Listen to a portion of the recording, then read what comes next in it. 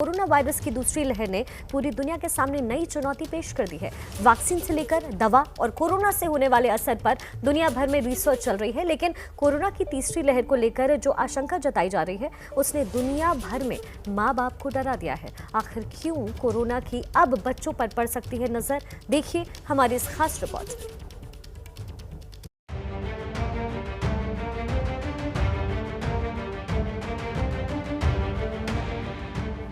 Corona की दूसरी लहर ने देश में हाहाकार मचा रखा है, लेकिन एक साल पहले जब पहली लहर आई थी तब 50 से ज्यादा उम्र वालों पर कोरोना ने हमला बोला था।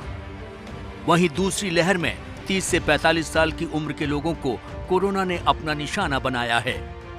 लेकिन अब अगला नंबर बच्चों का आ सकता है, जिनमें वायरस से लड़ने की ताकत नहीं है।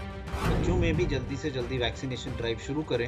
नए वेव्स आते हैं तो नए ग्रुप्स जो हैं, जो पहले जिनको इन्फेक्शन नहीं हुआ होता, वो ज़्यादा ससेप्टेबल हो जाते हैं। सेफ्टी डेटा अगर क्लियरली आ जाए कि वैक्सीन जो है बच्चों में सेफ है और इफेक्टिव है, तो जल्दी से जल्दी वो बच्चों में भी यूजफुल हो जाएगी। जानकारों का मानना है कि वयस्क लोगों के मुकाबले बच्चों में कोरोना वायरस के खिलाफ रोग प्रतिरोधक क्षमता विकसित नहीं हुई है।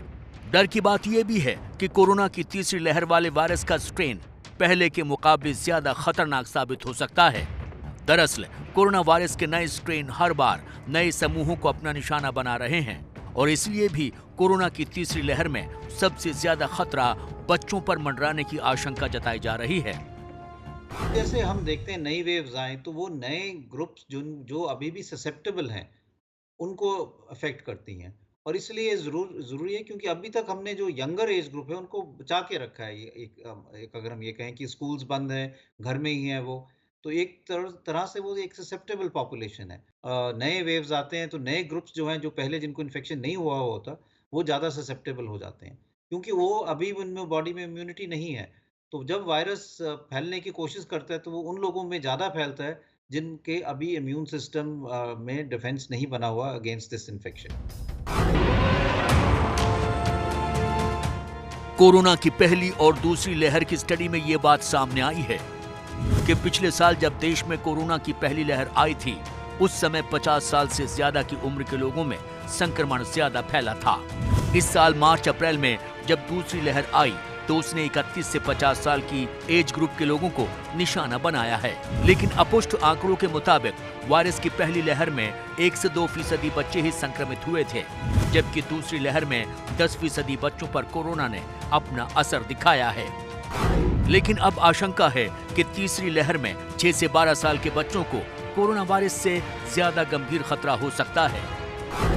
बच्चों को यह खतरा इसलिए भी डराने वाला है क्योंकि अभी तक उनके लिए टीके का इंतजाम नहीं किया गया है।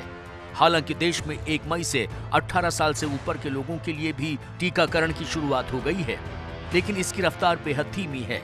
ऊपर से वैक्सीन की कमी ने इसे और उलझा दिया है।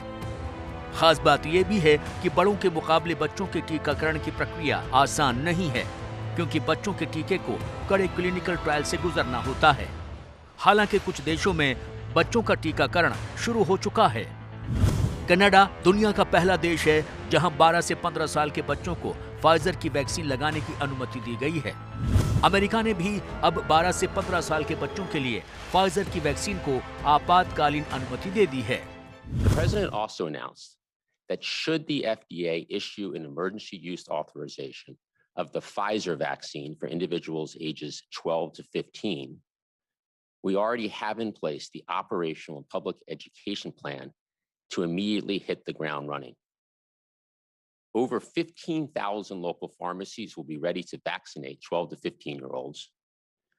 And we are working to get more pediatricians and family doctors to offer vaccinations in their offices to make it as easy and convenient for adolescents to get vaccinated. Corona से बच्चों को होने वाले खतरे को देखते हुए अंतर्राष्ट्रीय संस्था यूनिसेफ ने भी चिंता जताई है। एक अनुमान के मुताबिक भारत में 17 साल तक के बच्चों की संख्या करीब 51 करोड़ है, जिनमें 10 साल के करीब 28 करोड़ बच्चे भी शामिल हैं। यही वजह है कि सुप्रीम कोर्ट ने भी तीसरी लहर में बच्चों को खतरे की आशंका को देखते हुए बच्चों को भी टीकाकरण अभियान में शामिल करने की बात कही है। कई कंपनियां बच्चों के टीके पर भी काम कर रही हैं, लेकिन उनके ट्रायल की रफ्तार धीमी है। ऐसे में अगर देश में बच्चों के टीकाकरण को प्राथमिकता नहीं दी गई तो कोरोना की तीसरी लहर की आशंका तांडव में तब्दील हो सकती है।